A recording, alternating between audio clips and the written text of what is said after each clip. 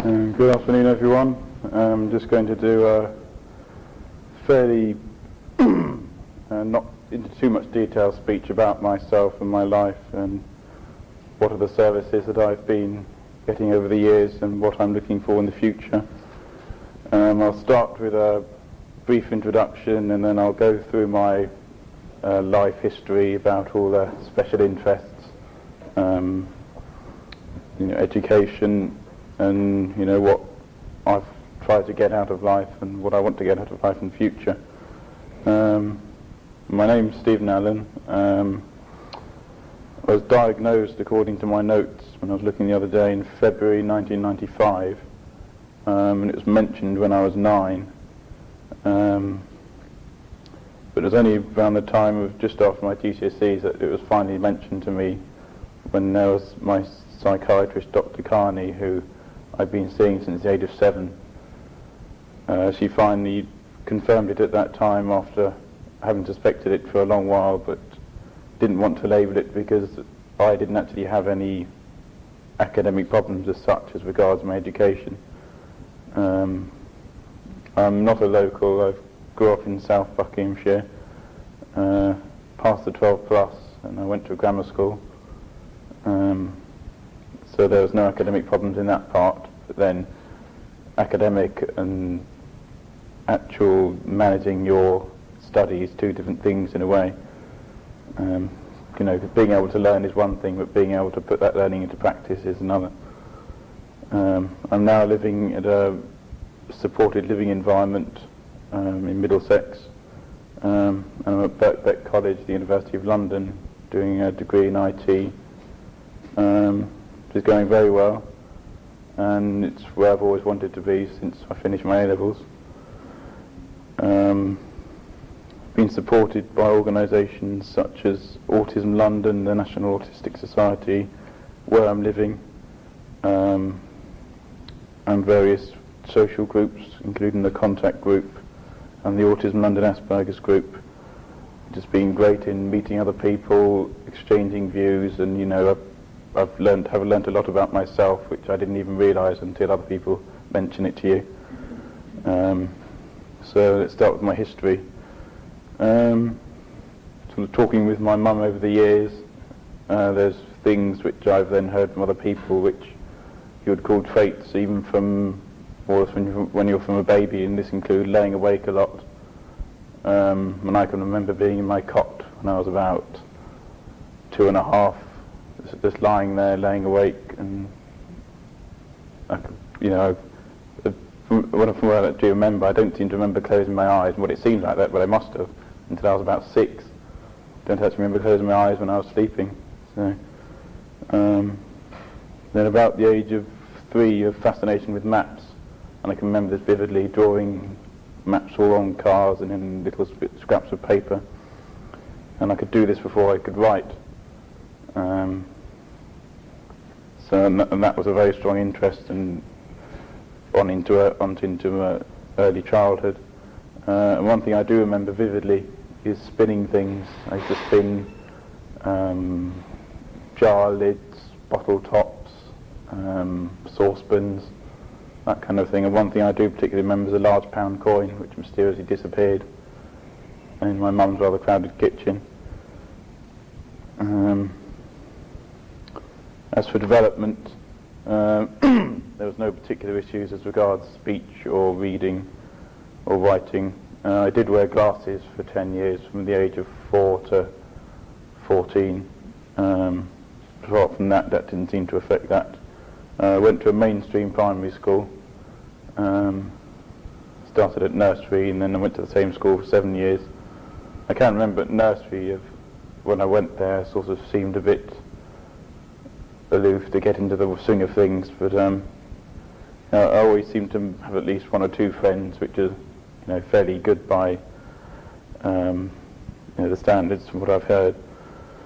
And then at the age of 7 there was a time when these little squeals and noises started, and this is when I started seeing a psychiatrist, Dr. Carney, who was always quite patient, and she knew what she knew what she was talking about, and you know, it was good that we had that civility, because I saw her for that length of time, which after that, as I'll talk about later, I've had so many changes in who I'm seeing, and there's no stability.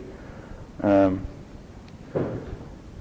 that was at that point when I was about 7 or 8, they suspected Tourette's syndrome, and as one of the people was talking about earlier, there's a possible link and a big overlap with Asperger's. And one thing that I do remember my mum talking about was that a video was made of me by this psychiatrist to some students of hers, because one of the things was that with the special interests, in reading things off encyclopedically, being like a little professor,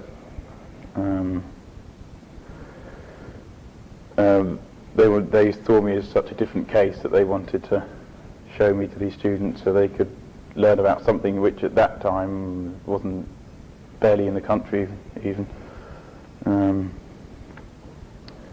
With going on with the maps, I can remember in the car on holidays to Wales when I was about 7 or 8, I would sit there in the back of the car and I was directing my parents all on the A roads. I've always had a very good photographic memory, and I can easily remember A to B and all the turnings, and very good with directions. I can always remember doing that and going up the M1 to my brother's house. And one particular poignant moment I remember is when I was 7 and my brother brought home this book on the planets, and this sparked a big interest in science and astronomy. I can remember reading that book back to front about 4 or 5 times. And then this interest in science expanded out into all kinds of fact books and 1001 top science facts, Guinness Book of Records. I've always had a top 5% memory of remembering facts, and everyone always says how good a memory you've got from when I'm recalling things people said and they can't remember them. And then there was a phase of when I had a chemistry set at age 9, doing all kinds of experiments. And then the new interest was when I was age 11. I can remember buying a book on trees. It was sparked when I was at primary school and we had to do this tree study. And so we had to buy a book on trees, and then when I got reading it I thought this was interesting, and there was all the Latin names and all the different heights and leaf formations and different kinds of fruit. So by the time I'd read my way through various books on that, I could identify about 100 different species. It ended up with a visit to an arboretum in Great Missenden, which I remember vividly.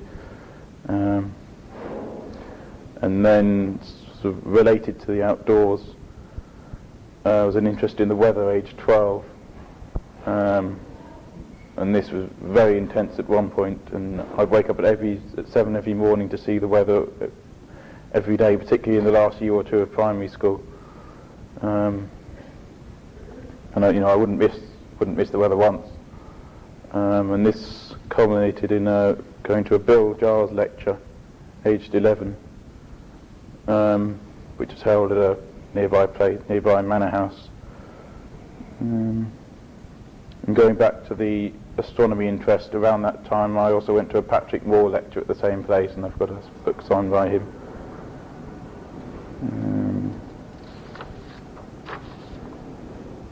And then after primary school I passed the 12 plus and then went to the local grammar school in Amersham. And at this point there was an interest in electronics, and my brother had this old electronics kit which I got out and started making hundreds of different experiments. And then this led on to an obsession with buying old radios, and of course they're still at home at the moment, a collection of old speakers and hi-fis.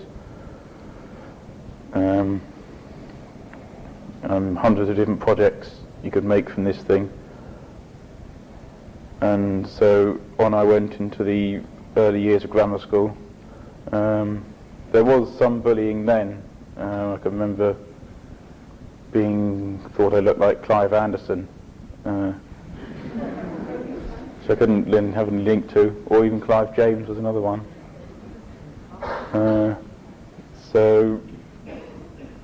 But as you can see, being fairly tall, come the 4th or 5th year when I started growing, I was quite a late developer, but then I was one of the tallest in the year, so I think that stopped at that point. And I remember in about the 4th year I did go to the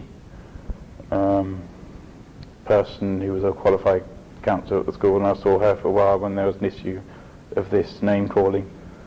So, and then some people did get a telling off after that, but then I think it went on for a bit after that even, but I think size mattered and most people seemed to stop.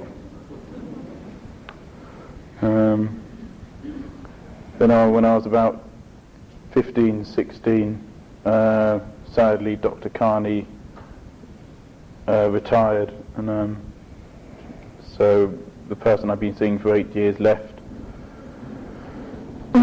But at that point she finally confirmed the diagnosis, and we were told about it, but we, as with the previous speaker, we were told about it, but not much was done at that point. One thing like grammar school, I suppose they just didn't know what to do because they'd never really heard of it. And there's so many situations that happened after that as well. And then I did my GCSEs, didn't do too badly in those, got through into the 6th form. And then on to the A-levels. There was a few problems at this stage, particularly with organising work and becoming a more self-study kind of pattern. That's where the problem started, and I could have done a lot better at those. Again, the Asperger's, they weren't aware, and I can remember in some lessons I would wander off or go into a bit dreamy and then suddenly switch on.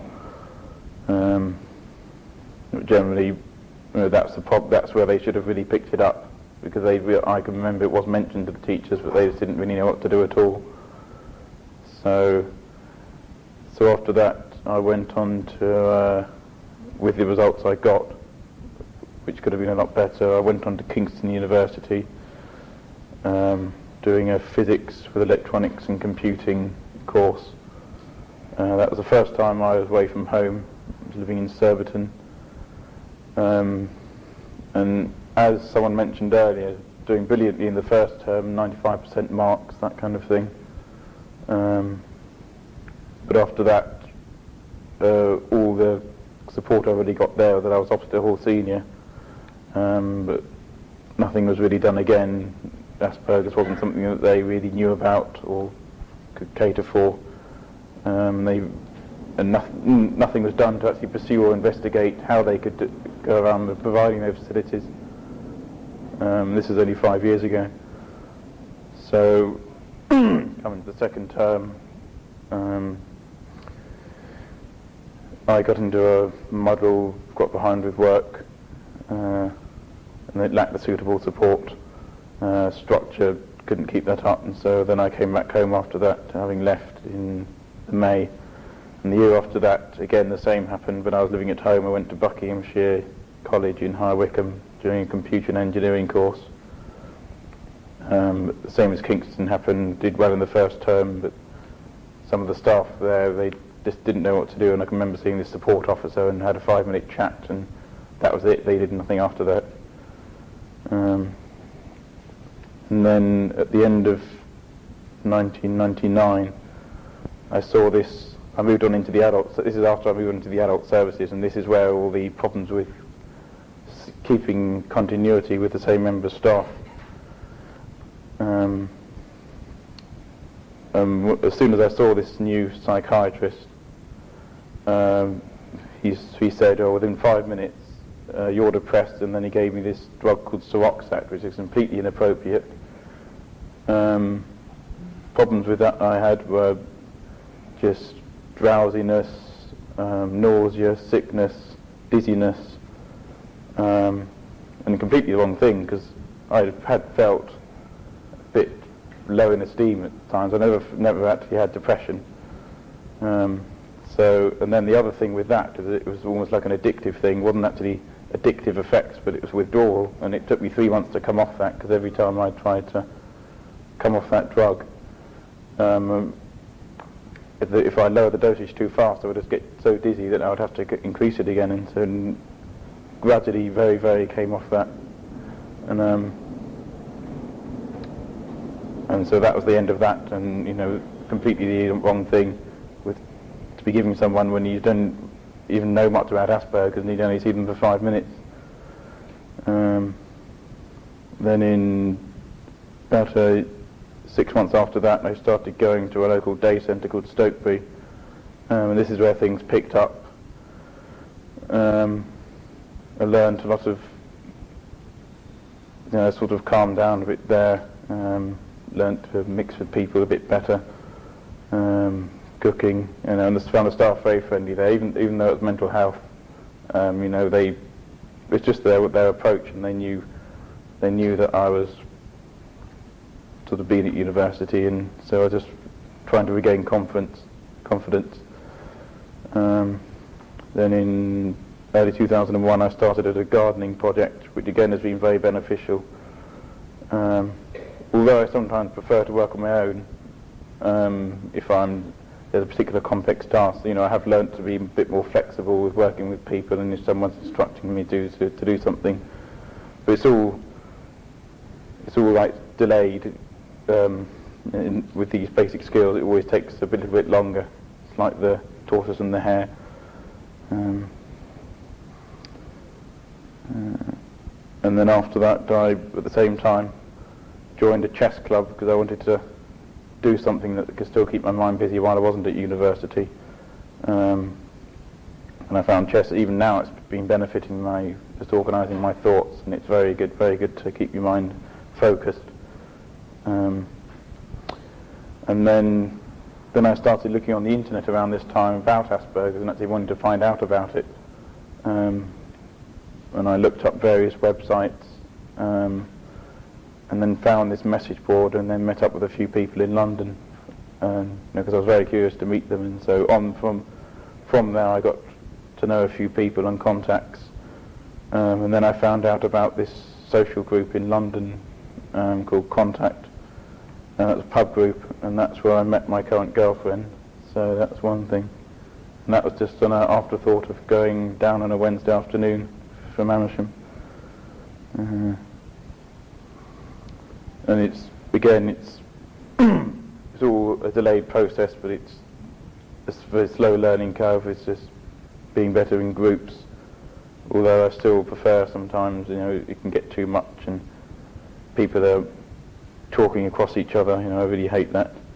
But it's all, I've tried to introduce myself to it slowly. And then in the summer last year, I started going to the Autism London group, and that's been very good with discussing topics, getting advice, just about any kind of thing really, and just it's fairly private and closed, but you can feel comfortable to talk about things, even though it is a group of maybe up to 20 people. And then in August 2002, there was a big step where I moved into this new supported living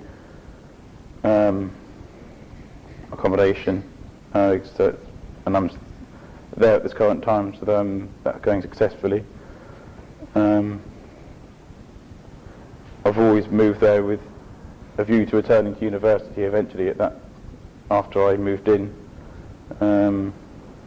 The initial stages there when I moved into that place was just getting back to trying to be a bit independent, looking after myself, getting around on my own, keeping a room tidy, waking up in the morning, all kinds of basic things. And then with support from the place I was living at, I found out about Birkbeck, which is the university I'm at now, and that's going very well. Started there in January. It's a part-time course. I'm now into the second year, and that's even more important than the marks in a way, the fact I've got into the second year. and I'm still doing well. Part-time, so it's easier to manage the pace. The staff are very helpful. And again, because of, I suppose, the circumstances I'm in, and there's just more awareness that I'm in need of certain support. The equipment and services I'm now getting with that a lot better than the last time I went. I'm also getting this DSA, which is the allowance where you can get equipment at home, book allowance, laptop, computer to do a lot of work on the internet instead of having to go to the library as often. Academic and study skills support, so things with, have setting some structured time to do extra study, checking the work every week. One thing I'd have to particularly find a benefit is the disability officer at Birkbeck. He's been very helpful because he's very efficient at arranging all these services, and particularly with this DSA, there's a lot he's told me that wasn't written down on paper. As there is with a lot of forms, there's information written down which you don't get, and there's a lot more that you don't get told. So now I'm back on course as such, and I'm now pretty determined to get my full degree. I'm just hope that coming 2 or 3 years' time that I'll be there with some kind of decent qualifications and something under my belt and something to feel achieved. So now go on to the next part, which is what I have had and want from services, and I'll just go over this briefly. One thing is stability of staff and retaining staff, because this is sort of in reverse. Now is the stage where I'd want a bit of stability. Now I'm in a course and everything, but I had that when I was younger with the psychiatrist that I saw who diagnosed me, Dr. Carney. But then after that I moved into the adult system, and from there it's been about 2 different psychiatrists I've been referred to, 4 different care managers because they can't retain them because it's just agency staff. This just seems to be a great problem in the system. And generally the child system seemed to be a lot better set up. It seemed warmer, and perhaps I was lucky with the person I had at that time. But then in the adult system I'm experiencing the other end of things. As the example with this Seroxat is lack of knowledge and awareness. I think there's a lot to be said for that needs to be improved. And it's the continuity in getting to form a relationship with, say, a care manager and getting these services, because if they're always chopping and changing, one person doesn't always communicate that efficiently with the next. I find that's a great problem with all this chopping and changing around. And for example, is an issue of funding. During the period I was trying to get funding to where I'm now living, it took about 2 years, and in that time I had 3 different care managers. So as you can imagine, say the first one went to visit and then the next one went to visit, and they wouldn't always communicate between each other. I think 2 years just to get some funding for a home, in that time you could build a house.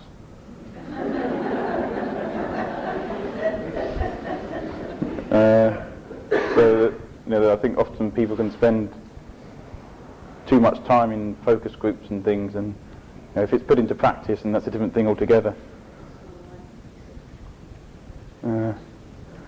Benefits. Again, this is another great problem. 10 months for a certain benefit that I applied for. You could earn a good wage in that time. And that included losing the application form for the first one that was sent to me.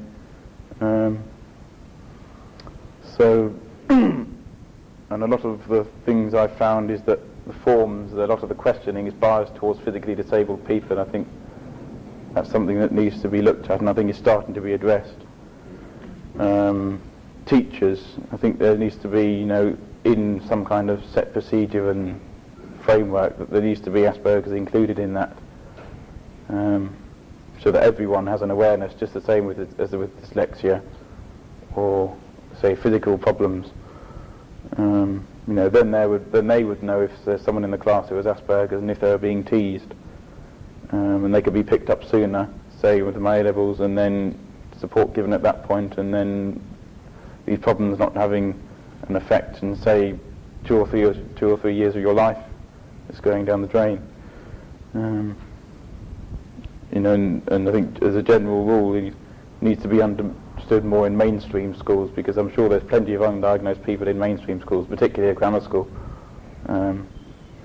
Awareness has grown, but it's still a long way to go.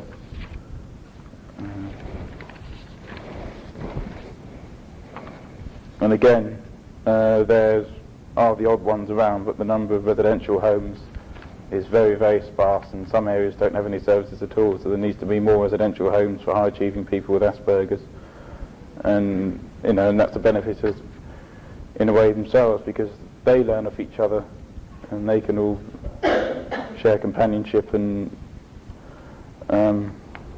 sort of grow as in people in themselves.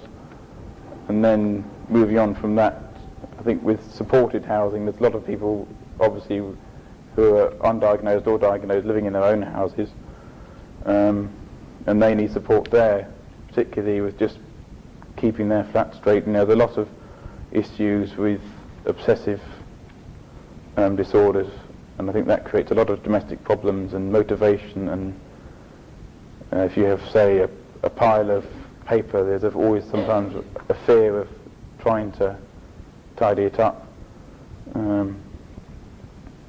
And with the professionals, one thing that they can sometimes crop up is that the people they're dealing with can sometimes be more intelligent than themselves.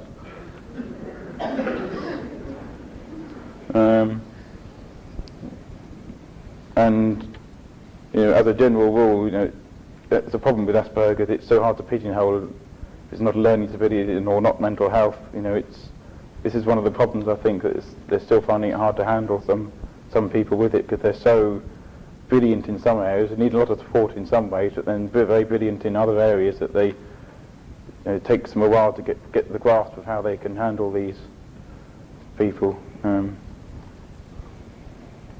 I think there needs to be a lot more say by clients.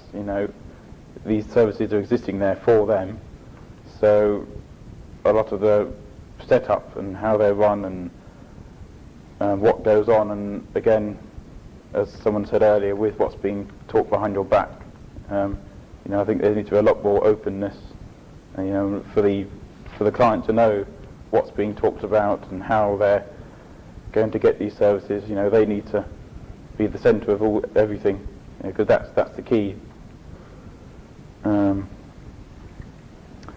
Otherwise, these services wouldn't exist, because we're the ones being catered for.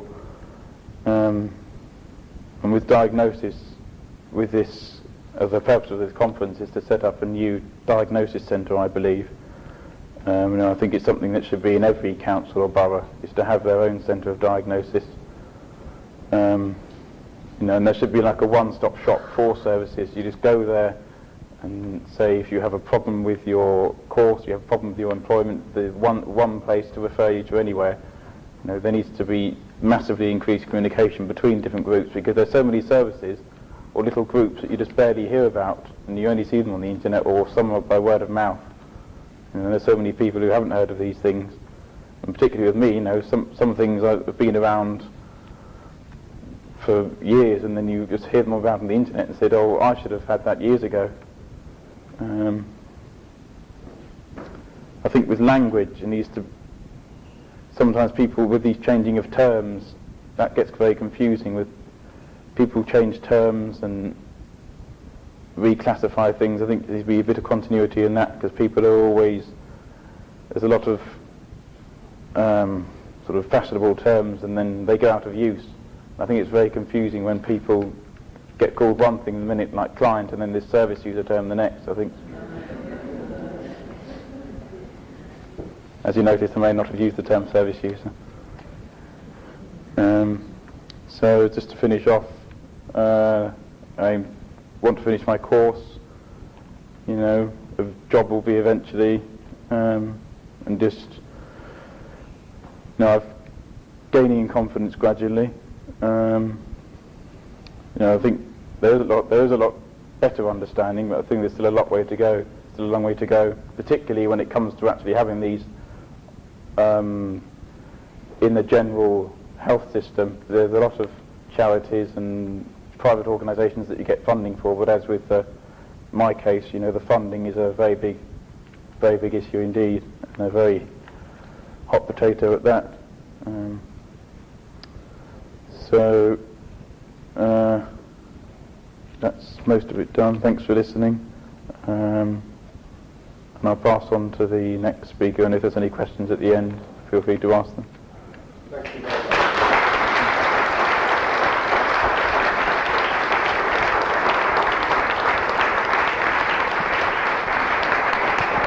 You were wonderful. Absolutely superb. I'm very conscious of